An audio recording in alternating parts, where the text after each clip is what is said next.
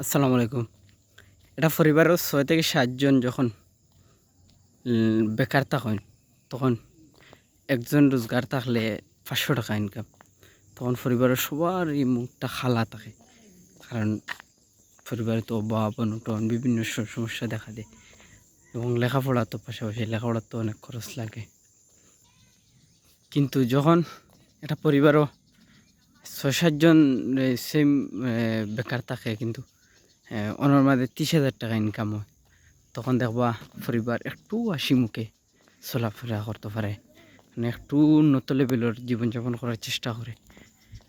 আর যখন ৫০,০০০ ৳৬০,০০০ পরিবার হয় তখন সবাই ব্যতিক্রমী অবস্থান তৈরি করিলে, কারণ তারা বলি দেয় যে তারা বিগত দিন ৳৫০০ ইনকামে ৭ জন চলতে হয়েছে।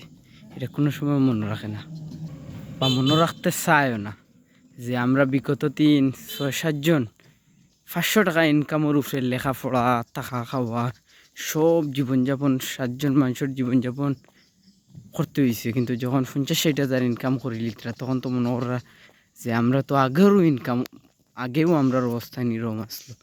আসলে সময় যে এভাবে পালাবদল হইব এটা কোনো সময় মানিয়ে নেওয়া যায় না। আর সপ্তাহের পরে মানুষের যে রূপ এমনভাবে চেঞ্জ করে, এটা দেখলে বিশ্বাস করা যায় না। তো অহংকার আর আসলেই পতনের মূল। আসলে মানুষ সবাই বলি আমরা যে আমরা পরিবর্তন হইলে ব্যবহার ঠিক থাকবো বা সব কিছু চেঞ্জ হইতো না, সব কিছু আগের মতোই থাকবো। কিন্তু যখনও আমরা ইনকাম বাড়ে যায়, যখনও আমরা অবস্থান ব্যতিক্রমী ধরিলে, তখনও আমরা ব্যতিক্রমী ব্যবহার আরম্ভ করি, যা আর কি মানুষের চেয়েও অতিরিক্ত হয়ে যায়।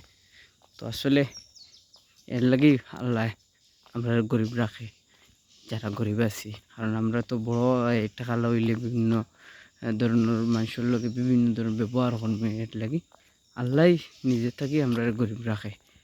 এটা বাস্তবতা।